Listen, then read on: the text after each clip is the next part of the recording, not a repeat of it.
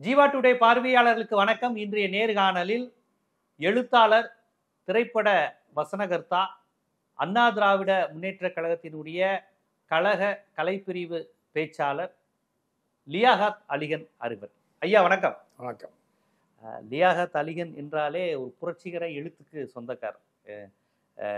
ஏழை ஜாதி படம் தான் எனக்கு நினைவு வரும். அந்த படத்தை இயக்குனரும் நீங்க தான். அதில் பேசின வசனங்கள் இதெல்லாம் வந்து பயங்கரமான விஜயகாந்துக்கு பின்னாடி ஒரு பொலிட்டிக்கலுக்காக அவருக்கு மார்க்கெட் பண்ணிக்க ரொம்ப இதாக இருந்தது. போய் சேரி மக்களுக்காக உழைக்கிறது, பீச்சில் போராட்டம் பண்ணுறது, இதெல்லாம் 92 93 படம்.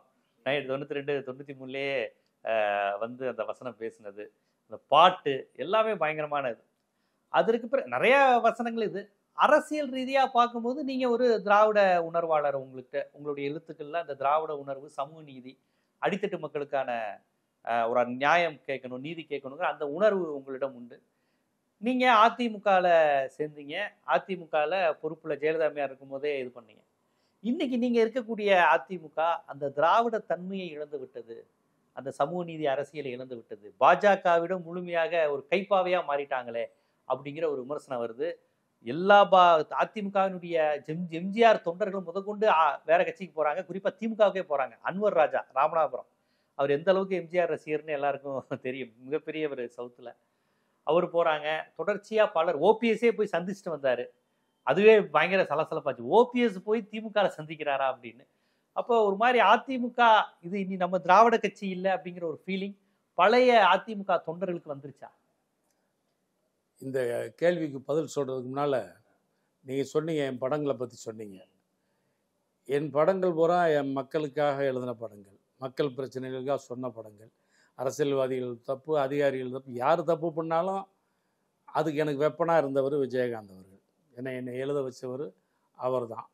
என்னவே எழுதுன கொடுத்தாலும் துணிச்சலாக பண்ணவர் அவர் தான். ஏன்னா அவருக்கு ஒரு நோக்கம் இருந்தது.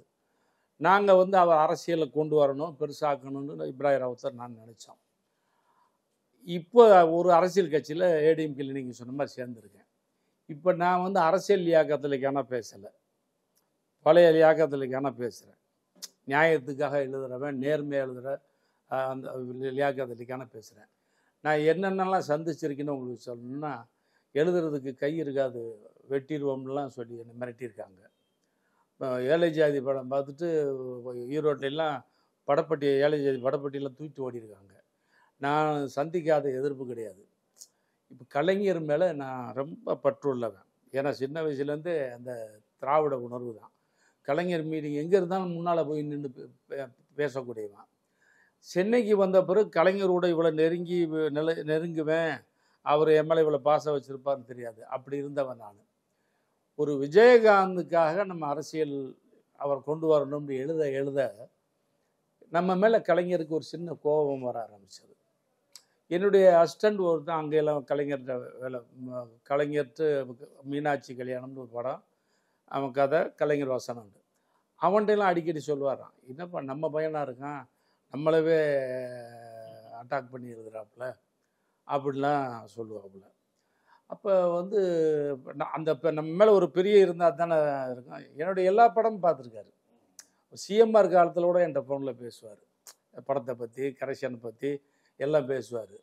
கேப்டன் பிரபாரெல்லாம் பார்த்துட்டு என்ன செஞ்சார், இன்ட்ரோவில் நல்லா இருக்கியா அப்படின்னாரு. படம் முடியும் போது தலையை சொரிஞ்சிட்டே போகிறாரு. நீ யாரை சொல்கிறேன்னே தெரிய மாட்டேங்குதுன்ட்டு போகிறாரு. இன்னொரு விஷயம், இன்னொரு லியாக்கத் அலிகான் இருக்கார். அவர் வந்து ஏடிஎம்கேலேருந்து திமுக சப்போர்ட்டாக ஒரு முஸ்லீம் இயக்கம் அமைச்சிட்டு போனார். ஒரு தடவை அவர் கலைஞரை பார்க்க போனாராம். உள்ளே போய் லியாக்கத் அலிகான் வந்திருக்காங்கன்னு சொல்லியிருக்காரு. உடனே யார் டைரக்டர் வசனகர்த்தா லியாக்கத் அலிகானா வர சொல்லியான் இருக்காரு. இல்லைங்க, அவர் உடுமலைப்பேட்டில். ஓ இருக்க சொல்லு அப்படின்ட்டார். அப்போது அவங்க என்கிட்ட சொல்கிறது, உங்கள் மேலே கலைஞர் உள்ளுக்குள்ளே எவ்வளோ வச்சுருந்தாரு அப்படின்ட்டு. அப்படிப்பட்ட கலைஞர் வந்து விமர்சனம் பண்ணி எழுதுனேன் விஜயகாந்தை வளர்க்குறவங்களுக்காக. அதை நான் வந்து விஜயகாந்துக்காக எதையும் இழந்தவன், இழக்க துணிஞ்சவன், நிறைய இழந்திருக்கேன். இதனால் எழுத அவங்க வந்து கோவப்பட்டாங்க. இங்கே அரசியல் தானே, இது வளர்ந்து வந்து 2005 மாநாடு நடத்தினார். 2004 வந்து நான் வந்து அதை விட்டு பிரிஞ்சு வர்றேன். மாநாட்டுக்கு முன்னால் ஏன் பிரிஞ்சு வந்தேன்னா, அங்கே அரசியல் அப்பயே ஆரம்பமாயிடுச்சு. நம்ம நேர்மையாக அங்கே நீடிக்க முடியாதுங்கிறதுக்காக நான் வந்துட்டேன். மன்சூர் அலிகான் ஒரு ஷூட்டிங் வந்தான், புலன் விசாரணை. ஆமாம். மன்சூர் அலிகான் வந்து நடிகனாகிறதுக்கு மிகப்பெரிய பங்கு என்னுடைய பங்கு தான். ஆனால் அவன் வந்து எந்த பேட்டியிலையும் சொன்னதில்லை. ஒரு புலன் விசாரணை 2 ஷூட்டிங் வந்தேன். உனக்கு நன்றி அன்னைக்கு தான் கேட்டேன், நன்றி இருக்கா உனக்கு அப்படின்னு. மறந்துடாது, எத்தனை தடவை தினமும் வீட்டுக்கு வருவேன், அலைவேன், அலைஞ்சு சான்ஸ் ராகுத்தட்டு கொண்டு போய் சான்ஸ் வாங்கி கொடுத்தான். அப்புறம் 2 பேரும் நாங்கள் வேலை கிடச்சிட்டு படம் பார்த்தோம், அதில் நீ நடிச்சிருந்த, நீ அதை சொல்லலை, ஏற்கனவே அவன் நடிச்சிருக்கான், புதுமுகம் இல்லை அப்படின்னு சொல்லிட்டு ஓகே பண்ண ராவுத்தர் உன்னை வேணான்ட்டார். நீ வந்து என்கிட்ட அழுத பாம்குரோ ஹோட்டலில் மணப்பாலை கூட இருந்தேன். அப்போ நான் மறுபடியும் அவர்கிட்ட போய், அண்ணன் அவன் நடிச்சிருக்கான், கேமரா கூச்சமெல்லாம் நடிக்கிறாங்கிறது நமக்கு தெரியுது, அதில் மீசை இல்லாமல் ஒயிட் அண்ட் ஒயிட் போட்டு நடிச்சிருக்கான், நம்ம கெட்டப்பவே மாற்ற போகிறோம், தெரியாது என்ன அவன்னு சொல்லி டம்மி டைலாக் கொடுத்து அவனை ஷூட் பண்ணி அதை காமிச்ச பிறகு ரொம்ப திருப்தியாகி ஓகே ஆனது. இதெல்லாம் மறந்துட்டியா, நீ என் பேரை சொல்ல வேணாம், நீங்கள் மற்றவங்க பேரை சொல்கிறீங்க அப்படின்னு சொன்னேன். சரி, நீ இத்தனை படம் எடுத்திருக்கிய, ஒரு படம் எழுத கூப்பிட்ருக்கியா, ஒரு படம் டைரக்ட் பண்ண கூப்பிட்ருக்கியா அப்படின்னு சொன்னேன். மறுநாள் காலையில் வண்டி வந்து நின்றுச்சு என் வீட்டில். வாங்கன்னு கூப்பிட்டேன். எங்கே வாங்கன்னு கூப்பிட்டேன், ஒரு கெஸ்ட் ஹவுஸ் எம்எம்டியில். போனதை ஒரு ரூம் போட்டிருக்கான், நல்ல ரூம். நான் படம் எடுக்கிறேன், நீங்கள் தான் கதை திரைக்கதை வசனம் டைரக்ஷன் அப்படின்னா. நேற்று சும்மா ஆதங்கத்தில் பேசினேன், உன்கிட்ட படம் வாங்கிறதுக்காகலாம் பேசலை அப்படின்றது. இல்லையா, நான் உணர்ந்துட்டேன் ஐயா, நான் ரொம்ப தப்பு பண்ணிட்டேன், நீங்கள் உங்களுக்கு நான் எதாவது பண்ணணும், நீங்கள் பண்ணுங்க அப்படின்னா. மறுநாள் பேசிக்கிட்டு இருக்கும்போது, நீங்கள் விஜயகாந்தை விட்டு வந்துடக்கூடாதுயா, நீங்கள் அவர் கூட இருந்திருந்தால் அவருக்கு மிகப்பெரிய பலமாக இருந்து, ஏன்னா அவன் வந்து நல்லா எல்லாமே தெரிஞ்சவன், மிகப்பெரிய பலமாக இருந்திருக்கும் போது அப்போ நான் ஒரு ஃபீலிங்கில் சொன்னேன். நான் கலைஞர் மேலே, தளபதி மேலே ரொம்ப பற்று கொண்டவன். அவர் தளபதி ஸ்டாலின் பிறந்தநாள்லாம் எல்லா பிறந்தநாளும் போவேன். அப்போ ஏடிஎம்கே சேர்றதுக்கு முன்னால் கலைஞரை இப்போ அடிக்கடி பார்ப்பேன். அப்படிப்பட்ட நானும் வந்து விஜயகாந்துக்காக திமுக வச்சுட்ட மாதிரி ஆகிட்டேன், வெளியே வந்துட்டேன். இப்போது விஜயகாந்தை விட்டு வந்துட்டேன். நாளைக்கு எனக்குண்டா ஒரு நல்லது கெட்டதுக்கு ஒரு பேக்ரவுண்டு வேணுமே, அப்படிதான் அதிமுக பார்த்து அப்படின்ட்டு யோசிக்கிறேன்ட்டு ஏடிஎம்கே அதிமுக அப்போ அம்மா இருக்காங்க, அதிமுக அவங்க விரும்பினாங்க அவங்கள. ஆமாம், அதிமுக போயிடலான்னு பார்க்குறேன்னு சொன்னேன். மறுநாள் காலில் வந்தான், வாங்க வண்டியில் என்ன, சரி டிஸ்கஷனுக்கு தான் கூப்பிட்டு போகிறாப்புல அப்படின்னா, வண்டி வேறு பக்கம் போகுது. எங்கே போகிறேன், ஒரு ஆளை பார்த்துட்டு போகலான்னு. சரி, அவன் யாரையோ பார்க்க போகிறான்னு பார்த்தா வண்டி ஓபிஎஸ் வீட்டில் போய் நிற்கிது. ஓ, சென்னையில் இங்கே கிரீன்வேஸ். ஆமாம், சரி சரி. மேலே கூட்டு போகிறாப்புல உட்காந்துருக்கா, டீ காஃபி கொடுக்குறாங்க, சாப்பிட்டு இருக்கோம். அவர் லுங்கி கட்டிட்டு வர்றாரு, ஒரு 11:30 மணி இருக்கும் காலையில். லுங்கி கட்டிட்டு வந்து வாங்க வாங்க வாங்க, எங்கள் மாவட்டத்துக்காரரு. ஆமாம், தேனி மாவட்டம். அதனால் வந்து எங்கள் படமெல்லாம் பார்த்துருக்கேன், ரொம்ப வச்சு பாராட்டி பேசிட்டு, நீங்கள் நம்ம கட்சியில் சேர போகிறதா மன்சூர் அலிகான் சொன்னார். ஓ, நீங்கள் லைட்டாக பேசிகிட்டு இருந்தீங்க, அவர் போய் சொல்லிட்டாரு. மன்சூர் அலிகான் சொன்னார், அம்மாவுக்கு ஒரு 4 லைனில் ஒரு லெட்ரு கொடுங்க, அம்மா உங்கள் கட்சியில் உங்கள் தொண்டை நான் பணியாற்ற விரும்புகிறேன்னு. எனக்கு மொதல் ஷாக்கே இவன் இங்கே கூப்பிட்டு வந்தது. ரெண்டாவது, நான் லெட்ரு ரெடி பண்ணிட்டு வரலையான்னா அவன் ரெடி பண்ணிட்டு வந்திருக்கான், மனுஷனுக்கு ரெடி பண்ணியிருக்காரு. அவன் ஏற்கனவே ஐடிஎம்ல சேர்ந்த அனுபவம் அது. சரி சரி. இங்கே போனால் லெட்ரு கேட்பாங்க, நான் கையெழுத்து. அந்த நேரத்தில் சுச்சுவேஷனில் அவர் பெரிய ஆள், ஓபிஎஸ் ஒன்றும் பண்ணல, கையெழுத்து போட. எந்த வருடம்? 2006. 2006 திமுக ஆட்சி. ஆமாம், அதிமுக ஆட்சி முடிய போகுது. அதிமுக ஆட்சி தான். Okay okay. கையெழுத்து போட்டு கொடுத்துட்டேன். கொடுத்துட்டு கீழே வந்து திட்டினேன், டேய் நான் என்ன நினைக்கிறேன், நீ என் உணர்வெல்லாம் வேற. நியாயமாக போயிருந்தா இந்த விஜயகாந்த் விட்டு வந்ததுமே நிறைய பேர் திமுகவுக்கு போகிறீங்களா, திமுகவுக்கு போயிருங்க, பேசாமல் போயிருங்க அப்படின்றது இல்லை. இவ்வளோ தூரம் அவங்கள விமர்சனம் பண்ணி எழுதிட்டு திடீர்னு போகிறது எனக்கு ஒரு மாதிரியா கூச்சமாக இருக்குது அப்படின்னு சொல்லிக்கிட்டு இருந்தேன். ஓன்ட்டு என் ஆதங்கத்தை சொன்னி நீ இப்படி வந்து மாட்டி என்னை பண்ண வச்சுட்டேன்னு. அண்ணே இருக்கட்டும்ண்ணே, உங்களுக்கு தான் ஒரு பேக்ரவுண்ட் வேணும்னு கேட்டிங்களா என்னென்ன. இது 12 மணிக்கு அதை விட்டு வர்றோம், 3 மணிக்கு ஃபோன் வருது, நாளை காலைல 10 மணிக்கு அம்மாவோட அப்பார்ட்மெண்ட்டு. நான் மறுநாள் காலையில் போயஸ் கார்டன் போகிறேன், ஓபிஎஸ் நான் சேர்ற அன்றைக்கி தான் பழக்கறப்பையும் சேர்றாரு. ஓ சரி சரி சரி. அப்புறம் என்னை பார்த்தா அந்த அம்மா வந்து அவ்வளோ மகிழ்ச்சியாக வரவேற்று உங்கள் படம்லாம் பார்த்துருக்கு அப்படிலாம் சொல்லி உட்கார வச்சுட்டு நீங்கள் வந்து அவங்க கையாலே கார்டு கொடுத்துட்டு என்னை நம்பி வந்துட்டீங்க, உங்களுடைய வளர்ச்சிக்கு நான் நீங்கள் உங்களை ஒரு இடத்துல கொண்டு போய் நான் வைப்பேன், அது நிச்சயமாக பண்ணுவேன்னு சொன்னாங்க. அப்படி வந்தேன். இதுதான் நான் வந்து அதிமுகவில் சேர்ந்த வரலாறு. அதில் ஒரு விஷயம் என்னென்னா, அப்போது அந்த அம்மாவோட துணிச்சல் பிடிக்கும் எனக்கு. ஏன்னா ஏற்கனவே ஒரு பேட்டியிலே சொல்லியிருக்கேன், அந்த அம்மா அவங்கள்ட்ட பிடிச்சது என்னென்னா அவங்களுடைய துணிச்சல். அந்த துணிச்சல் வேறு எந்த முதலமைச்சருக்கு இருந்ததில்லை. சங்கராச்சாரியாரை அரெஸ்ட் பண்ணுற துணிச்சல் வேறு எந்த முதலமைச்சருக்கு இருந்திருக்காது. நான் அதெல்லாம் சொன்னேன், இதெல்லாம் பேட்டியில் சொல்லியிருக்கேன். அந்த அம்மாவை நேசித்து நான் எம்ஜிஆரை ரசித்தவன். எம்ஜிஆரை வந்து ஊரில் சின்ன பையனாக இருக்கும்போது ரசித்ததை விட இங்கே சினிமாவுக்கு வந்த பிறகு தான் எம்ஜிஆருடைய பெருமைகள் இன்னும் எனக்கு தெரிஞ்சுது. அவர் கூட பணியாற்றுறவங்க, அவங்க கூட ஒர்க் பண்ண இதெல்லாம் வந்து என் எம்ஜிஆரை பற்றி சொல்லும்போது தான் அவருடைய கர்ம குணம், அவரது வல்லன்னு தெரியும், எப்படியெல்லாம் அவர் கொடுத்தாரு அப்படிங்கிறத தெரிஞ்சுக்கிட்டோம். சினிமாவில் எவ்வளோ பெரிய டெக்னீஷியன் அவருக்குள்ளே இருந்தாப்புல எல்லா விஷயமும் தெரிஞ்சிட்டு. அதனால் எம்ஜிஆர் மேலே ஒரு பற்று. எம்ஜிஆர்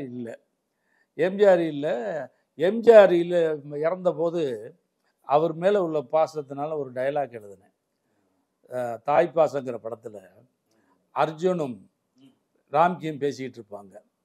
அப்போ ரூபினி டீ கொண்டு வரும். முதல் கேமரா வந்து பில்லா கிருஷ்ணமூர்த்தி டைரக்டர் ரூபினி மேலே வச்சுருந்து அப்படியே கேமரா வந்து இவங்க பக்கம் வந்துச்சு.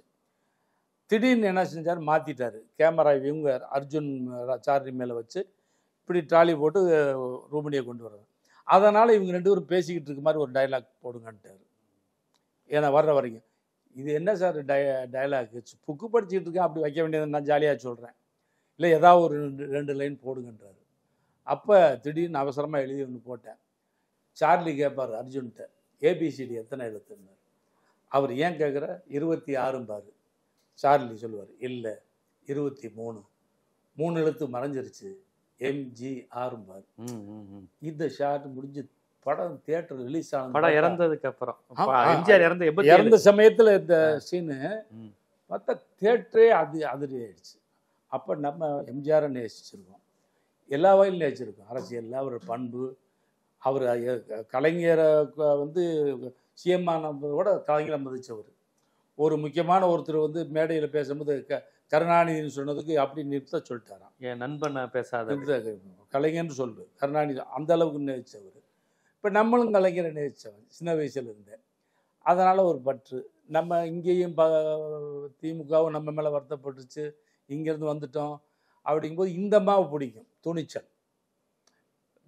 வேறு எந்த காரணத்துக்காக இல்லை. நீங்கள் பார்த்தீங்கன்னா ஒவ்வொரு நான்லாம் கண்ணு முன்னால் பார்த்தவன் எப்படியெல்லாம் வந்து அம்மா வரும்போது வளைஞ்சு நிற்பாங்க, குனிஞ்சு நிற்பாங்க, கும்பிடு எல்லாம் நான் பார்த்தவன் தான். அப்போயெல்லாம் மிரளுவேன் நான், எப்படி வச்சுருக்காங்க ஒரு ஆண் வர்க்கத்தவே எப்படி வச்சுருக்காங்க அப்படின்னு பார்ப்பேன். இது ஒரு பூவா தலையாண்டு ஒரு பாலச்சந்தர் படத்தில் நாகேஷ் ஸ்டைலாக கொண்டு வரும். நாகேஷ் காலில் விழுவாப்புல, ஐயோ ரொம்ப பணிவா மாப்பிள்ள அப்படின்பாரு. இல்லை தரையில் பற்ற போகுதுனாரு, இன்னும் கீழே போவேன், தரை வந்துருச்சு பாரு, இன்னும் கீழே போவேன், தரை வந்துருச்சு, இல்லைன்னா இன்னும் கீழே போயிருப்பேன் பாரு. அந்த மாதிரி தான் எனக்கு ஞாபகம் வரும். இதெல்லாம் பார்க்கும்போது என்னடா இவ்வளோ அப்படின்ட்டு. ஆனால் அதை பற்றியெல்லாம் அவங்களுக்கு வந்து கவலைப்படலை. ஏன்னா பதவி, பவர், இதுக்கு தான் வந்து அவங்களுக்கு இம்பார்ட்டன்ட் தெரிஞ்சு. நான் அப்போயெல்லாம் வந்து சினிமாலி ஆக்கத்தில் ஏன்னா தான் ஓனன்னு நினைப்பேன். இப்போ அந்த அம்மா வந்து உன்னை பார்த்துக்கிறேன்னாங்க. 2011 சீட்டு கிடைக்கிற மாதிரி இருந்துச்சு எனக்கு. நான் அப்போ சூழ்நிலை வேணான்ட்டேன். 2016 கேட்டேன், இப்போ 1000 விளக்கில் கேட்டேன், அவங்க வேற ஒருத்தர் கொடுத்துட்டாங்க. அப்போ வந்து என் நண்பர்கள் சொன்னாங்க, நீங்கள் வக்பாரிய தலைவர் கேளுங்க அம்மாட்ட அப்படின்னாங்க. நான் என் லெட்டர் எழுதி கொடுத்தேன். 2 நாள் கழிச்சு அழைப்பு வந்துச்சு. வக்பாரிய தலைவர் கேட்குறீங்க, நீங்கள் சினிமாக்காரர், பேண்ட் ஷர்ட் போட்டு அலையிறீங்க, வக்பாரிய தலைவர்னால் அது எப்படி ஒரு பொறுப்பு தெரியுமா? அந்த வேதங்கள், அதுகள், தொழுகை, அது இப்படிலாம் ஒரு தரப்பு. நீங்கள் அம்மா உண்மையை சொல்லட்டுமா அம்மான்னு சொல்லுங்கன்னாப்புல. என் ஃப்ரெண்ட்ஸ் சொன்னாங்க, அம்மாட்ட எதாவது கேட்டால் தான் வேறு எதாவது கொடுப்பாங்க அப்படின்ட்டு சிரித்தாங்க. அவங்களுக்கு நகைச்சுவை ரொம்ப பிடிக்கும். சிரித்த உடனே நிச்சயமாக அம்மா உங்களுக்கு பண்ணுறேன் சீக்கிரம்னாங்க. இதை சொல்லி ஒரு 2 நாளில் அப்பல்லோவில் அட்மிட் ஆகிட்டாங்க. என்னைக்கு அப்பல்லோவில் அட்மிட் ஆனாங்களோ அப்போவே வந்து எதை நம்பி நான் போனேன், யாரை நம்பி போனனோ அது இல்லைங்கும் போதே நான் ஒரு அந்த உணர்வு கொஞ்சம் கொஞ்சமாக எனக்கு போக ஆரம்பிச்சிருச்சு. நீங்கள் சொன்னீங்களே இப்போ அப்போ அப்படி இருந்தது அதிமுக அப்படின்ட்டு என்ன கேட்டீங்க சொல்லுங்க. இல்ல அந்த திராவிட தன்மை இல்லை அப்படிங்கிற விமர்சனம் எம்ஜிஆர் ஜெயலலிதா தொண்டர்கள்ட்டே வர ஆரம்பிச்சிருச்சு. பல சீனியர் தலைவர்கள் அன்வர் ராஜா உட்பட அறிவாலயம் நோக்கி போக ஆரம்பிச்சிட்டாங்களேன்னு கேட்டேன் நான். நிச்சயமா சார். சார் நான் வந்து ஒரு கருத்து கணிப்பு டீம் வச்சுருக்கேன். என்னுடைய கருத்து கணிப்பு டீமும் 90% கரெக்டாக இருக்கும். கருத்து கணிப்பு டீம்னா டீமாக இல்லை, பல கட்சி ஃப்ரெண்ட்ஸு, பல நண்பர்கள், அவங்களாம் பொதுவான நண்பர்கள், காமனாக வந்து அந்தந்த ஏரியாவில் என்ன சொல்கிற நண்பர்கள். இது இல்லாமல் நான் இருக்கிற வீட்டு பக்கம் டெய்லி 5-6 காய்கறி வண்டி வரும், 5-6 பழ வண்டி வரும், 10 மீன் வண்டி போகும். அவன்லாம் நிறுத்தி பேசிட்டு போவான். சார் இருக்காரா அப்படிமா, அவன் என்ன அன்னைக்கு நிலைமை ட்ரெண்டு, யாரை விரும்புகிறான் யாரை வெறுக்கிறாங்கலாம் பேசிட்டு போவாங்க. சார்கிட்ட சொல்லுங்கள் இதெல்லாம் வேணுமா அப்படின்லாம் சொல்லிட்டு போவாங்க. இதுகெல்லாம் நமக்கு வந்து என்னென்னா, நாங்கள் ஆட்டோவில் போகிறது எனக்கு ரொம்ப பிடிக்கும். பேசிகிட்டே போகலாம். ஆட்டோக்காரர்கிட்ட பேசிக்கிட்டு அவனுக்கு தெரிகிற விஷயங்கள் நிறையா பேருக்கு தெரியாது. எல்லாரையும் ஏற்ற அவன் வண்டியில் லவ்வர்ஸ் ஏறுவானு, ஃபேமிலி மேன் ஏறுவாங்க, அரசியல்வாதி ஏறுவான். இப்போ ஆட்டோக்காரன் நினைக்காம அவன் பேசிட்டே போவான். அப்போ அவனுக்கு தெரியும். அதை வச்சு இது வந்து பொதுவாக நான் பேசினேன். இப்போ நீங்கள் சொல்கிறது இருக்க அந்த உணர்வு வந்து நிறைய அதிமுக தொண்டர்களுக்கு வந்துருச்சு. ஒரு திராவிட உணர்வு மங்கி போயிடுச்சு. அம்மாவோட துணிச்சல் இல்லை, எம்ஜிஆருடைய துணிச்சல் இல்லை. இவங்க ஒரு திராவிட இயக்கங்கிற அந்த மக்களுக்கு, ஏழை மக்கள், எளிய மக்கள், ஒடுக்கப்பட்ட மக்களுக்காக ஆரம்பிக்கப்பட்ட அந்த இயக்கம் வேறு பக்கம் சாஞ்சிக்கிட்டு இருக்கு அப்படிங்கிற உணர்வு இருக்குது. நிறையா தொண்டர் வந்துருச்சு. ஏன் நிறையா தலைவர் 2ஆம் கட்ட தலைவர் தான் வந்துருச்சு. பட் போன என்ன செய்ய போகிறோம், அடுத்து எங்கே போக போகிறோம்? இவங்களுக்கு ஒரு ஆப்ஷன் வந்து இருந்தது பிஜேபி. இப்போ பிஜேபியோட இவங்க சேர்ந்துட்டாங்க. இப்போ இன்னொரு ஆப்ஷன் இருக்கிறது விஜய். நிறைய பேருடைய மனநிலை என்ற பேசுனது சொல்கிறேன், பேரை சொல்ல மாட்டேன், என்று பேசுகிறவங்கெல்லாம் ஒரு முழு பிடிப்பாக இல்லாமல் இருக்காங்க. சொல்லுவாங்கள்ல, எப்படி இருக்கீங்க, இருக்கேன் அந்த மாதிரி. 2-3 நாளைக்கு முன்னால் சில மகளிர் அணி சகோதரிகள் வந்தாங்க. வந்துட்டு நாங்கள் என்னென்ன பண்ணுறது சொல்லுங்கண்ணே அப்படின்னாங்க. நான் சொன்னேன், நானே என்ன பண்ணுறதுன்னு முடிவு பண்ணல, உங்களுக்கு என்னம்மா நான் ஐடியா சொல்கிறதுன்னு. ஏன்னா எல்லார் மனசுலையும் அது இருக்குது. திமுக பக்கம் வந்து எல்லாம் தெரிஞ்சவங்க போகிறாங்க. திமுகவோட செயல்பாடு இன்னும் திராவிட உணர்வை விடாமல் இருக்காங்க, ஃபைட் பண்ணுறாங்க பிஜேபி வந்து தமிழ்நாட்டவே, டோட்டல் இந்தியாவே ஒரு காவி நாடாக மாற்ற நினைக்குது. அது தமிழ்நாட்டில் இவ்வளோ தூரத்துக்கு ஸ்ட்ராங்காக எதுக்கிறவர் ஸ்டாலின் தான். அதனால் வந்து விவரம் தெரிஞ்ச தலைவர்கள் போகிறாங்க. இந்த தொண்டர்கள் வந்து ஆரம்ப காலத்துலேருந்தே திமுகவுக்கு எதிராகவே கோஷம் போட்டு, திமுக ஒரு தீய சக்திங்கிற மாதிரி எம்ஜிஆர் ஜெயலலிதாலாம் பண்ணி ஊறி போயிருக்கிறதுனால அவன் உடனே போக மாட்டேங்கிறான். அப்படியே முழிக்கிறான், அவனுக்கு என்ன பண்ணணும் தெரியல, உடனே போக மாட்டேங்கிறான். ஆனால் வந்து போன தேர்தலில், அதுக்கு போன தேர்தலாம் நான் நானே எங்கள் ஊர்லேயும் கேட்டது, ரெட்டை இலைக்கு போட்டவங்கெல்லாம் நிறைய சூரியனுக்கு போட்ட சொன்னதை நான் போன தேனியிலேயே. ஆமாம், தேனிங்கிறது அதிமுகவினுடைய கோட்டை. ஆமாம், எம்ஜிஆர் தொகுதி, ஜெயலலிதா தொகுதி. ஆமாம், தேனியிலேயே அவர் ஜெயிச்சார். அப்போ ஓபிஎஸ் பையன் ஜெயிச்சாருன்னா அது மிகப்பெரிய ஒர்க்கு, பெரிய நெட்வொர்க், அது பெருசு. அதை நம்ம அப்போ நெட்வொர்க்குன்னு நீங்கள் புரிஞ்சுக்கலாம், எல்லாரும் புரிஞ்சுக்குவாங்க, என்ன நடந்தது புரிஞ்சுக்கலாம். அப்பயே விமர்சனமாக வந்தது அது. வந்தது எங்கள் ஊரில் வந்து ஏன் சார், எங்கள் வீட்டில் எங்கள் மேலே இருக்கவங்க கூட நான் ரெட்டைலைக்கு தான் போட்டான், இப்போ சூரியனுக்கு. அப்போ என்ன வந்து 2 காரணம். நலத்திட்டங்கள் நிறையா போய் சேருது. பெண்கள் ஓட்டு வந்து ஏடிஎம்கே தான் எப்பயுமே ஜாஸ்தியாக இருக்கும். இந்த முறை ஸ்டாலின், இந்த முறை வந்து போன எலெக்ஷன் அதில் கொஞ்சம் மாறிடுச்சு பெண்கள் ஓட்டு. நாங்கள் ஒரு சூரியனுக்கு தான் போட்டேன். ஏன்னா பலனடைகிறவங்க அவங்க தான். இப்போ மறுபடியும் வந்து இந்த வர்ற எலெக்ஷன்லையும் அவங்க அப்படி அந்த மனநிலைக்கு வந்துட்டாங்க. அதாவது ஏடிஎம்கேக்கு இந்த முழுசாக விழுந்த லேடிஸ் ஓட்டு அது பாதி வந்து திமுக வந்துருச்சு. அவங்களுக்கு அரசியல் தெரியாது, வேற எது தெரியாது அப்படின்னு எல்லாருமே நினச்சிக்கிட்டு இருக்காங்க. இப்போ ஊடகங்கள் டிவி எல்லாம் வந்த பிறகு எல்லாமே தெரியுது அவங்களுக்கு, பெண்களுக்கும் தெரியுது. இவங்க என்னதான் வெளியே பிரச்சாரம் பண்ணாலுமே அது அந்த என்னென்ன பண்ணிக்கிட்டு இருக்காங்கன்னு தெரியுது. இப்போ அதிமுக தலைவர்களில் டாக் ஆஃப் த டவுனே எங்கே போனாலுமே அடுத்து யார் போக போகிறா திமுகவுக்கு, உங்கள் கட்சி விக்கெட் யாரு அப்படின்னு நம்மள்ட்ட என்கிட்டே கேட்குறாங்க. நிலவரம் இருக்குது. அதுக்கு ஒரே காரணம் பிஜேபி விட்டு வந்ததும் அப்படியே இருந்திருக்கணும். உண்மையிலே பிஜேபி விட்டு வந்து எஸ்டிபிஐ எல்லாம் கூட்டணி வச்சாரு. எஸ்டிபிஐ ஆமாம், பிஜேபி விட்டு வந்ததுமே எனக்கு நிறைய ஃபோனு ரொம்ப சந்தோஷப்பட்டு ஃபோன் பண்ணாங்க. ஏன்னா அந்த எலெக்ஷனில் எம்பி எலெக்ஷனில் நான் டூர் போவேன். கம்பம் என் ஊர். என் சிஸ்டர் பையன் ஃபோன் பண்ணிட்டான், பிரச்சாரத்துக்கெல்லாம் வராதிங்க, இவர் பிஜேபியோட கூட்டணி இருக்கும்போது நீங்கள் பிரச்சாரத்துக்கு வந்தால் பசங்க சொல்லியிருக்காங்களாம் உங்கள் மாமா வரவேணான்னு சொல்லிட்டு வந்தால் அசிங்கப்படுத்தி அனுப்பிச்சிடுவோம். ஏன் நிறைய பேர் முஸ்லீம் போனால் உள்ளே விடலையாம் இது இல்லை ஏடிஎம்காரங்க எங்கள் ஊரில். பிஜேபி விட்டு விலகினப்ப கூட பிஜேபி இருக்கும்போது ஆமாம், அந்த விலகின பிறகு ஒரு சந்தோஷம் ஒரு வந்தது தொண்டர்களுக்கு உண்மையில் ஒரு உற்சாகம் இருந்துச்சு. இப்போ மறுபடியும் சேர்ந்த பிறகு என்னென்னா முதல் தடவை பளிச்சுன்னு காட்டினவங்க இப்போ அவங்க கோபம் வந்து வேதனையாக மாறிடுச்சு. எனக்கு தெரிஞ்சு கோபப்பட்டாங்க இல்லையா, அவங்களாம் என்னங்க இது, என்ன இப்படி பண்ணுறாங்க, இவர் நம்ப முடியலையே அப்படின்னு அப்படிங்கிற அளவுக்கு நான் வந்து தான் சொல்கிறேன். நான் அரசியல்வாதியாக பேசலை, பழைய லியாக்கத்தலிக்கான பேசுகிறேன். ஏன்னா அது எனக்கு இந்த பொய்யா பேசி பொய்யா இன்டர்வியூ கொடுத்தலாம் பழக்கம் இல்லை. அதனால் வந்து இப்போ வந்து அந்த ஹோப் இல்லை. கூட்டம் வருது, யார் போனாலுமே கூட்டம் வருது.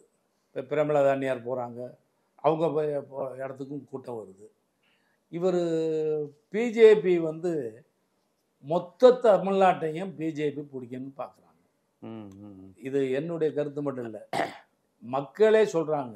சார் அவங்க ஏடிஎம்கேயே க்ளோஸ் பண்ணணும், அதுதான் அதுக்கு கூட்டணி வைக்கல, காலி பண்ணுறான், அதை பண்ணணும். அதுக்கப்புறம் திமுகவை க்ளோஸ் பண்ணணும், பண்ணிவிட்டு அவன் வந்துடணும் அப்படிங்கிற அளவுக்கு வேலை செய்கிறான்னு சொன்னாங்க. அதில் ஒரு விஷயம் சார், பிஜேபி கொடி இல்லாத ஊர்களே இப்போ இல்லைங்கிற அளவுக்கு ஆக்கிட்டாங்க, கொண்டு வந்துட்டாங்க. இன்னைக்கு வர்ற வழியில் நான் பார்க்குறேன் சார், போஸ்ட் எவ்வளோ பெரிய போஸ்ட்லாம் ஓட்டுறாங்க. எந்த காலத்தில் அது அதிமுக மாதிரி ஒரு பெரிய கட்சி மேலே சவாரி செஞ்சதனுடைய விளைவு. ஆமாம் சார், செலவுகள்லாம் தனியாக இருந்து அவங்களால என்ன பண்ண முடியும்? தனியாக இருந்து அவங்களால என்ன பண்ண முடியும்? ஏடிஎம்கே மாதிரி ஒரு பெரிய கட்சி ஒன்றும் பண்ண முடியாது. அந்த கூட்டணி இருக்குங்கிற ஒரு பலத்தில் இவங்க திராவிட கட்சிகள் எந்த அளவுக்கு போஸ்ட் ஓட்டுவாங்க, எப்படி இது பண்ணுவாங்க, அந்த அளவுக்கு ஒட்டுறாங்க, கூட்டம் சேர்க்குறாங்க, எல்லாம் பண்ணுறாங்க. இப்போ வந்து மக்களுக்கு என்னென்னா, இது அதிமுகவுக்கு ஓட்டு போட்டால் அது பிஜேபிக்கு ஓட்டு போட்ட மாதிரி அப்படிங்கிற உணர்வு வந்து வந்துருச்சு. இல்லை சார், வந்து ஜாதி மத வேறுபாடு இல்லாமல் வாழ்ந்த நாடு டோட்டல் இந்தியாவில். இதை வந்து ஜாதி மதம் உள்ள நாடாக மாற்றிக்கிட்டு இருக்காங்க.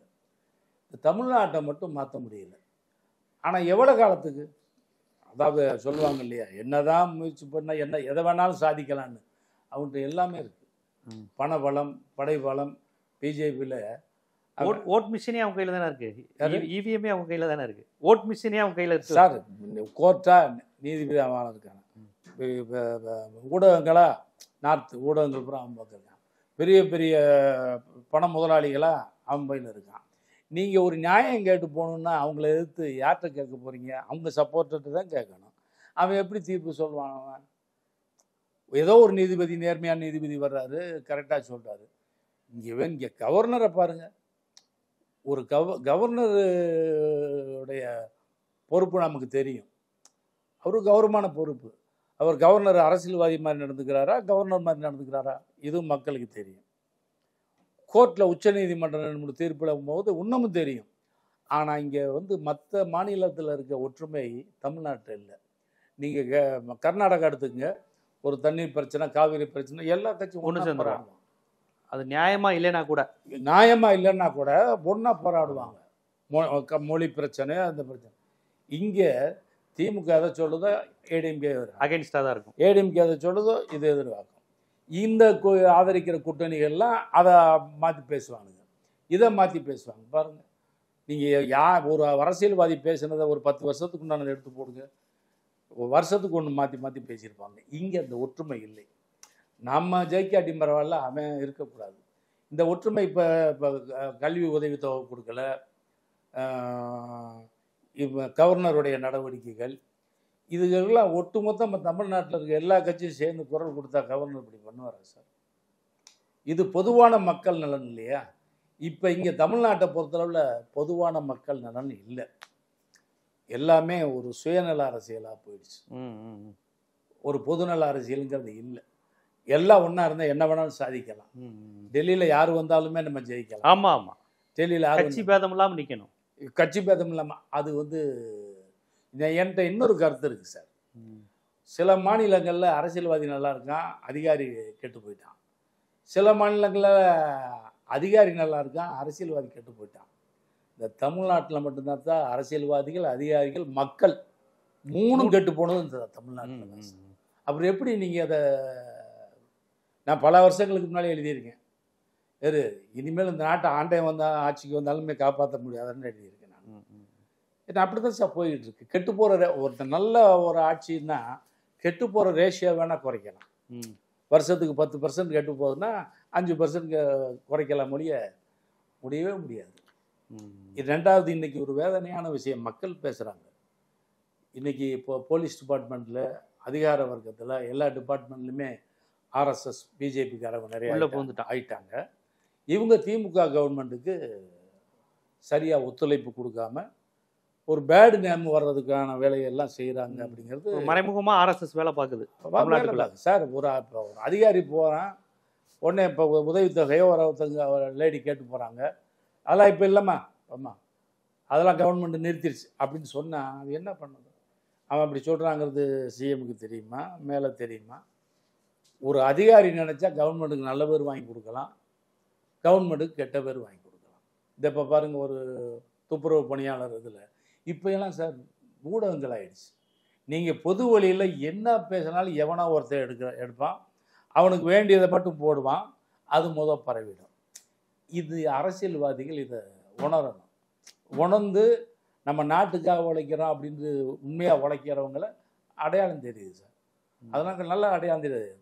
ஆனால் நீங்கள் கேட்டீங்களே, இந்த திராவிட உணர்வு என்னை பொறுத்தளவில் எப்போவுமே தமிழ்நாட்டில் மங்காதுன்னு நினைக்கிறேன். அதுக்கு யாராவது வந்துக்கிட்டே இருப்பாங்க. இப்போ அதிமுகலேருந்து தொடர்ச்சியாக ஓபிஎஸ் திமுகவில் சேரல, இருந்தாலும் அவர் சந்தித்ததே ஒரு மாதிரி பேசப்பட்டது, என்னடா அதிமுகவின் அடித்தளம் ஆடுதா அப்படின்னு. அன்வர் ராஜா போயிட்டாரு, அடுத்து மேற்கு மண்டலத்திலேருந்து 2 பேரை சொல்லிகிட்டே இருக்காங்க, அவ்வளோதான் வந்துடுவாங்க, வெயிட் பண்ணுங்க, செங்கோட்டையனை சொன்னாங்க முதல்ல, அப்புறம் இப்போ தங்கமணி, இந்த 2-3 பேரை சொல்லி வர வாய்ப்பு இருக்குது அப்படிங்கிற மாதிரிலாம் சொல்லிக்கிட்டு இருக்கிறாங்க. நீங்கள் இவ்வளவு திராவிட இயக்க உணர்வுடனும் பாஜக எதிர்ப்பு சிந்தனையுடன் கருத்தியலாக இருக்கீங்க, கட்சி ரீதியாக இல்லை, ஐடியாலஜிக்கலாக உங்கள்கிட்ட மொழி உணர்வு, திராவிட இயக்க உணர்வு, சமூக நீதி, பாஜக வந்து விடக்கூடாதுங்கிற அந்த ஒரு பெரியார் மண்ணுங்கிற ஒரு பதப்பதைப்பு உங்கள் பேச்சில் தெரியுது. அந்த ஒரு இது நாங்கள் வளர்த்த மண் இப்படி ஆகிடக்கூடாது, மதவாத மண்ணாயிடக்கூடாதுன்னு. நீங்கள் திமுகவை சந்திக்கக்கூடிய திட்டம் எதுவும் இருக்கா? ஏன்னா பல அதிமுக உணர்வாளர்களே எம்ஜிஆர் ரசிகர்கள். இப்போ அன்வர் ராஜாலாம் இப்போ உங்களை போன்று பெரியார் அண்ணாங்கிற கான்செப்ட் இருந்து அவர் பேசி நான் பார்த்ததில்லை. அவருக்கு தெரிஞ்சதெல்லாம் எம்ஜிஆர் ஜெயலலிதா தான். அப்படி பேசினவரே அறிவாலயத்துக்கு போயிட்டு இனிமே அதிமுக அழிஞ்சிச்சு, ஒரே திராவிட கட்சியை தமிழ்நாட்டை காப்பாற்றணும்னா திமுக தான் சொல்லிட்டாரு. நீங்க அறிவாலயத்துக்கு போகக்கூடிய வாய்ப்பு இருக்கா? ஸ்டாலினிடம் எதுவும் அழைப்பு வந்ததா, இல்லை ஸ்டாலினை போய் நீங்க சந்திக்கிற திட்டம் இருக்கா? சார், நாங்கள் தென்னிந்திய திரைப்பட எழுத்தாளர் சங்க தேர்தல் நடந்துச்சு. தலைவராக பாக்கியராஜ் வின் பண்ணார், நான் பொதுச் செயலாளர், பொருளாளராக பாலசேரன் ஒரு டைரக்டர். இவர் பாக்கியராஜ் சார் முதலமைச்சரை சந்திக்கிறதுக்காக நாங்கள் சொன்னோம், இப்போ வந்துட்டோம், ஒரு சங்கம்னாவே ஆளுங்கட்சி பார்க்கணும் அப்படின்னு சொன்னதுக்கு அவருக்கு மட்டும் அப்பாயின்மெண்ட் வாங்கிட்டார். ஒரு பையன் மூலமாக, அவருக்கு தெரியல, அவர் மட்டும் வாங்கிட்டார். நாங்கள் போன கேட்டால் அது சாந்தனு வாங்கிட்டாப்புல. அப்படிங்கும்போது இப்போ என்ன பண்ணுறது அப்படின்னாரு. போகலாம், சப்போஸ் நம்ம வந்திருக்கோம்னு சொல்லி கூப்பிட்டா பார்ப்போம் அப்படின்னு சொல்லிட்டு போயாச்சு. போனதுமே பிஏ வந்தார், சிஎம் வந்ததுமே பாக்கியராஜத்தை கூப்பிட்ருக்காரு லிஸ்ட்டில். சார் இப்போ தான் வந்தார், முத உங்களை கூப்பிட்றாங்க. அப்போ சொன்னேன், அந்த இவங்களும் வந்திருக்காங்க அப்படின்னாரு அவர். நான் வந்து ஆல்ரெடி விசிட்டிங் கார்டு வச்சுருந்தேன், எடுத்து கொடுத்தேன் அவர்கிட்ட. சார் இதை காட்டுங்க, கூப்பிட்டா உள்ள வரேன். போன வேகத்தில் வந்தார், கூப்பிட்றாருன்னுட்டாங்க. 20 வருஷம் கழித்து மீட் பண்ணுறேன். அவரை என்னைய பார்க்குறாரு, நான் அவரை பார்க்குறேன். அந்த ஃபோட்டோக்கள்லாம் பார்த்தா நிறைய பேர் நான் அப்போவே திமுகவில் சேர்ந்துட்டுங்கிற மாதிரிலாம் போட்டாங்க. நான் சொன்னேன், ஒரு சங்கங்கிற அடிப்படையில் போய் பார்க்குறேன்னு தப்பு இல்லை. ரெண்டாவது அவர் கூட நான் பழகினவன், ஆயிரம் விளக்கு இருக்கும்போது எங்கள் தொகுதி எம்எல்ஏவாக இருந்தவர். எல்லாத்த விட வந்து நான் கலைஞர் நெருக்கமாக இருந்தவன். திமுகவுக்கு போகிறது ஒன்றும் பெரிய பிரச்சனை இல்லை. நம்ம ஒரு இடத்துல நம்பகத்தன்மையோடு இருந்துட்டால் அவங்களுக்கு நம்ம வந்து நம்பிக்கை துரோகம் பண்ணக்கூடாது அப்படின்னு நினைக்கிறேன் நான். ஆனால் நம்பிக்கை துரோகம் நாட்டு மக்களுக்கே நடக்கும்போது, நான் சாதாரணமாக வந்து லியாக்கத்தில் இருக்கும்போது நான் வந்து எப்படிலாம் எழுதியிருக்கேங்கிறது நீங்கள் தயவுசெய்து என் படங்க. இண்டஸ்ட்ரியில் யாருமே அவ்வளோ தூரத்துக்கு அரசியல்வாதிகளையும் கடுமையா பண்ணியிருக்க ஏழை ஜாதியில எம்எல்ஏக்களை அடிக்கிற மாதிரில சார். அந்த சீனையும் பாருங்க சார். இவர் வருவார், இவர் விஜயகாந்த் எம்எல்ஏ அடிச்சிருவாரு, போலீஸ் அரெஸ்ட் பண்ணிடும். உடையார் பையன் உடையார் பையன் போங்க போக மாட்டாரு, நடவடிக்கை எடு, தப்பு செஞ்சிருக்கேன், நடவடிக்கை எடு. இப்ப வீட்டுக்கு இவர் வர்றாரு விஜயகுமார், உடையார் கேரக்டர், அவங்க அப்பா. ஒய்ஃப்ட சொல்லுவாரு, இவன் என்னை அசிங்கப்படுத்திட்டாண்டி உன் புள்ள, என்ன பண்ணிருக்கான் தெரியுமா, எம்எல்ஏ வீட்டுக்கு போய் அடிச்சிருக்காண்டி அப்படின்னு சொல்லிட்டு ஒரு கேப் விடுவாரு. டே இனிமேல் இந்த அசிங்கப்படுத்துற வேலை வைக்காத, இனிமேல் நீ எம்எல்ஏ அடிக்கணுமா, எம்பி அடிக்கணுமா, மந்திரி அடிக்கணுமா சொல்லு, அவனுங்களை இங்கே வர சொல்றேன், இங்கே வச்சு அடி. அப்பாவை ஏற்பாடு பண்ணி தருவாரு. என்ன சார், நேற்று நான் நிறைய எனக்கு கட்டிங்ஸ் அனுப்புவாங்க சார். இந்த ரசிகர்கள் இருக்காங்களே, விஜயகாந்த் ரசிகர்கள். நேற்று ஒரு இது பண்ணுறான், ஒரு பெரிய ஆஃபீஸர்கிட்ட, போலீஸ் ஆஃபீஸர்கிட்ட விஜயகாந்த் பேசிட்டு போறாரு, மந்திரிகளுக்கு மாமா வேலை பார்க்குற உங்களை மாதிரி அதிகாரிக்கு வரைக்கும் இந்த நாடு உருப்படான்னு போவார். இந்த மாதிரி நான் சொல்லாத விஷயங்களே இல்லை, போல்டாக சொல்லாத விஷயங்களே இல்லை. அப்படிப்பட்ட எனக்கு இது வந்து தாங்க முடியல. நீங்கள் சொல்லப்போனால் நான் வந்து செய்தி தொடர்பாளராக என்னை அனௌன்ஸ் பண்ணாங்க அதிமுக ப்ராப்பராக. நான் ஏன் போகலன்னா, அங்கே பிஜேபிக்காரங்க வருவாங்கிறதுக்கே போகல. நான் மற்றவங்கள மாதிரி வந்து அவங்க பிஜேபி பேசும்போது எந்திரிச்சு வாய மூடிட்டு வர முடியாது, கட்சி கட்டம் கட்டின மாதிரி. எதுக்கு போனால் தானே அந்த பிரச்சனை, போகலன்னு. இப்போ கூட பாருங்கள் ஊடகங்களில் நீங்களும் கலந்துருக்கீங்க, நிறையா ஏதாவது போய் ஊட பேசிகிட்டு இருக்காங்க. அவங்க நெறியாளர் ஒரு கேள்வி கேட்டால் வேற ஒரு பதிலை சொல்கிறாங்க, மனை மாற்றி விட்டுருவாங்க. அப்போ என்னென்னா ஒரு தப்பான ஒரு இதை போய் மக்கள்கிட்ட சேர்க்குறாங்க. அப்போ அந்த பிஜேபிக்கு நம்ம சப்போர்ட் பண்ணணுமா, அந்த பிஜேபி வரணுமா? இல்லை அப்போ மனசா நீங்கள் திமுகவில் இணையலாமா? ஏன்னா பாஜகவுக்கு எதிராக இவ்வளவு அடிப்படை சமூக நீதி உணர்வோடு இருக்கீங்க, தமிழ்நாடு மொழி உணர்வு இவ்வளவு இருக்குது, அது உங்கள் திரைப்படங்களையும் நாங்கள் பார்த்துருக்குறோம். இன்னைக்கு பிஜேபிக்கு எதிரான கூட்டணியாக திமுக கூட்டணி இருக்குன்னா அதில் சேருவதற்கான முயற்சியில் நீங்கள் ஈடுபடலாமே. இப்போ நீங்கள் தனியாலாம் அதிமுக முகாமில் இருந்து கண்டிப்பாக பாஜக எதிர்ப்பு இவ்வளோ வீரியமாக உங்களால் பேச முடியாது. அப்போ திமுகவில் சந்திக்கலாமே. ஏன்னா உங்கள் நண்பர்கள் எல்லாருமே இப்போ திமுக தானே போயிருக்கிறாங்க. ஏற்கனவே அமைச்சரவையிலேயே முக்கால்வாசி உங்கள் அதிமுக காரங்க தானே இருக்கிறாங்க, உங்கள் நண்பர்கள் தானே இருக்கிறாங்க. இல்லை உண்டு சார், கே சாரெல்லாம் நான் மாமானு தான் கூப்பிடுவேன். அதான் சொல்கிறேன், அப்படி தான் கூப்பிடுவேன் நான். எனக்கு ஒரு இது சார், எதுவாக இருந்தாலும் நம்ம தேடி போகக்கூடாது. அப்போ ஆரம்பத்துலேருந்தே ஒரு பழக்கம் அப்படி ஆகிப்போச்சு. அது நல்ல பழக்கமாக கெட்ட பழக்கமாக விடாதீங்க. எனக்கு சமீபத்தில் பாண்டியராஜன் வந்து மினிஸ்டராக இருக்கும்போது ஏடிஎம் காட்சியில் ஒருத்தருக்கு கலைமாமணி சிபாரிசு பண்ணுறதுக்காக போய் லெட்டர் கொடுத்தேன். அவர் சரி போய் அங்கே கொடுக்க சொல்லுங்கள் அப்ளிகேஷன், நான் பார்த்துக்கிறேன்னாரு. சொல்லி போட்டு என்கிட்ட கேட்டார், நீங்கள் எப்போ வாங்கினீங்க, எந்த வருஷம்னாரு. நான் இன்னும் வாங்கலைங்கன்னு. ஷாக் ஆகிட்டார். நீங்கள் வாங்கலையா, வேற ஆளுக்கு சிபாரிசு பண்ணுறீங்கன்னாரு. அதுவாக வரணும் சார், ஸோ கேட்டு வாங்குறதுல பெருமையா அப்படின்னு. ஆனால் இப்படி அவர்கிட்ட சொன்னது, திமுக ஆட்சியில் கலைஞர் வீரில் ஏன்னு பயோடேட்டா கேட்டாங்க, அவங்களே கேட்டாங்க கலைமாமணி கொடுக்குறதுக்கு. நானும் அந்த அவர் கையால் போய் வாங்கினோம்னா அம்மா கோச்சுக்குவாங்களேன்னு நான் வந்து போய் பயோடேட்டா கொடுக்கல திமுக ஆட்சியில். ஒன்று. ரெண்டாவது, பெஸ்ட்டு ரைட்ரு அவார்டுங்கிறது நம்ம ஆட்சி கொடுக்கவே இல்லை. ஆனால் திமுக ஆட்சியில் இப்போ அரசி ராதிகா மேடம் சீரியலுக்கு பெஸ்ட்டு ரைட்டர் அவார்டு கொடுத்தாங்க. அவங்களெல்லாம் என்னை இழுக்கிறதுக்காக கொடுத்தாங்க, என்னுடைய திறமைக்காக கொடுத்தாங்க. இங்கே எதுவுமே பண்ண மாட்டேங்கிறீங்களா சார்? பாண்டியராஜன் கேட்டேன், எதுவுமே பண்ண மாட்டேங்கிறீங்களே. சரி ஓகே, நாங்கள் கலைப்பிரிவு தலைவர், கலைப்பிரிவு செயலாளர்னு ஒருத்தர் இருக்கார், 2 பேரையும் கூப்பிட்டு உட்கார வச்சு கலைமாமணி உங்களுக்கெல்லாம் கொடுக்க போகிறோம், இது ஓகேயா? இல்லை நம்ம கட்சியில் யாராவது சீனியர்ஸ் இருக்காங்களா, இல்லை சினிமாவிலேயே சீனியர்ஸ் ஏதாவது இருக்காங்களா அப்படின்னு ஒரு சின்ன ஆலோசனை பண்ணீங்களா சார் அப்படின்னு கேட்டேன். ஒரு மாதிரி ஆயிட்டார். ஒரு மாதிரி ஆனதும் நீங்கள் போய் கொடுங்க அவர்கிட்ட. நான் போனேன். சரி இவர் வற்புறுத்துற போய் அந்த ஆஃபீஸர்கிட்ட கொடுத்தேன். அவர் என்ன பண்ணிட்டாரு, இந்த ஒரு 2 பக்கம் தான் கொடுத்தேன், என்னென்ன படம் பண்ணியிருக்கேன், இப்படிலாம் கொடுத்தா ஆகாது, வேலைக்கு ஆகாது அப்படின்ட்டு தூக்கி போட்டார். இவ்வளோ புக்காக நிறையா இருக்குது, வீணை வித்துவான், நாதஸ்வரம் வித்துவான், அதெல்லாம். சார் இவங்களுக்கெல்லாம் வேணும் சார் டீட்டெயிலு, எங்களுக்கு எதுக்கு சார் டீட்டெயிலு? நாங்கள் பப்ளிக் ஃபிகர் மாதிரி எங்கன்னா அப்போ நீங்கள் எந்தெந்த வருஷம் எந்தெந்த படம் ரிலீஸாக அந்த பேப்பர் கட்டிங்கெல்லாம் சார் அத்தனை வருஷத்துக்கு முன்னால் பண்ண பேப்பர் கட்டிங்கெல்லாம் வச்சு தேட முடியுமா சார்னேன். இல்லை அது இருந்தால் தான் கொடுக்கணுன்னதுமே போனேன். உங்கள் கலைமாமணியே வேணான்னு சொல்லிட்டு திரும்பி வந்துட்டேன். கொஞ்ச நேரத்தில் ஃபோனு, பாண்டியராஜன் ஃபோனு, தேவா சார் ஃபோனு, என்ன நீங்கள் இப்படி வந்துட்டீங்களாமே? ஆமாம் சார் இதெல்லாம் விலைக்கு சொல்லி தான் வரணும். அப்போது நமக்கு மனசுக்கு என்ன வருது, நம்ம திமுகவை பகைச்சிக்கிட்டோம், ஆனால் அவங்க திறமைக்காக நம்மளை கூப்பிட்டு கலைமாமணி பண்ணாங்க, சிறந்த வசனகர்த்தா அனௌன்ஸ் பண்ணாங்க. இது ஏன் நம்ம இதில் பண்ண மாட்டேங்கிறாங்க? நம்ம அந்த பொறுப்பில் இருக்கோம் இல்லையா, அந்த கலைப்பிரிவு தலைவர்னு பொறுப்பில் எந்த செயல்பாடும் இல்லையே. அரசியல் செயல்பாடும் இல்லை, கட்சிக்குள்ளேயும் செயல்பாடு இல்லாத ஒரு நிலை போயிடுச்சு. எது இல்லை. இப்போ நம்ம எதுக்கு போகிறோம்? இல்லை இப்போ இந்த தேர்தலில் பிரச்சாரம் செய்வீங்களா? திமுக சார்பாவோ அதிமுக சார் ஏதாவது ஒரு கட்சி சார்? இது வரைக்கும் எல்லா பிரச்சாரமும் அதிமுக தான் பண்ணி போயிருக்கேன் சார். இப்போ என்னன்னா, நம்ம ஒரு பப்ளிக் ஃபிகராக இருந்தவன், சினிமாக்காரன். உங்களுக்கு தெரியும், சினிமாக்காரன் விழுந்தாலும் எழுந்தாலும் எவ்வளோ தூரத்துக்கு பாப்புலாரிட்டியாக இருப்பான்னு தெரியும்.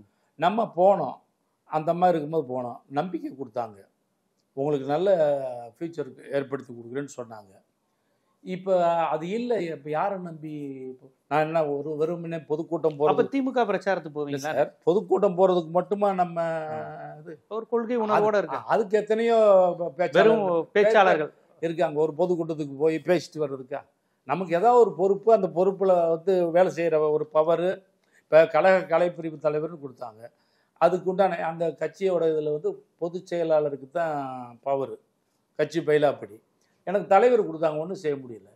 பொதுச் செயலாளரே ஒன்றும் செய்ய முடியல, எதுவுமே இல்லை, இயக்கமே இல்லை. அப்படிங்கும்போது நம்ம என்ன பண்ண போகிறோம்? என்னுடைய இதெல்லாம் ஒரு வேலை கொடுத்தா, ஒரு வேலையை ஒத்துக்கிட்டா அவ்வளோ சின்சியராக இருப்பேன், அதில் டபுளாக ஒர்க் பண்ணி நல்ல பேர் வாங்கன்னு நினைப்பேன். அதுக்கு வாய்ப்பு இப்போவும் இல்லை, இனிமேல் மட்டும் எப்படி வரும்னு நம்ம சொல்ல முடியும்? சரி, அப்போ நீங்கள் ஒரு கட்சியில் எதுலேயும் சேராமல் பாஜகவுக்கு எதிராக பிரச்சாரம் செய்வீங்க, திமுக கூட்டணிக்கு அப்படி சொல்ல எடுத்துக்கலாமா? அப்படி எதுவும் நடக்க வாய்ப்பு இருக்கா? அப்படி ஒரு சூழ்நிலை வந்தால் உதயசூரியனுக்காக, கைக்காக, விடுதலை சிறுத்தைகளுக்காக, கம்யூனிஸ்ட் கட்சிக்காக பிரச்சாரம் செய்வீங்களா? அப்படி ஒரு சூழ்நிலை வந்தால் சார், நான் தான் சொன்னல சார், உடம்புல கேரி பார்த்தா அது திராவிட ரத்தம் தான் சார். எனக்கு இன்ஸ்பிரேஷன், நான் சென்னைக்கு வந்ததே கலைஞர் மாதிரி எழுதணும்னு தான் சார் வந்தேன். கைதட்டல் பார்த்தேன், கலைஞர் வசனம் கலைஞர் கைதட்டல் பார்த்ததுமே ஹீரோக்களுக்கு தான் இங்கே தட்டுறானுங்க, இது கலைஞருக்கு தட்டுறானுங்க அப்படின்னு சொல்லிட்டு இதே மாதிரி நம்ம வசனகர்த்தாகணும்னு வந்தவன் தான் சார் நான். இப்போ என்ன சொல்லுவேன், என் எழுத்தை ரசித்தவர் கலைஞர், என்னை எழுத வைத்தவர் புரட்சி கலைஞர், விதை போட்டவர் கலைஞர், உரம் போட்டு வளர்த்தவர் விஜயகாந்த். அப்படி கலைஞருங்கிறது இருக்க.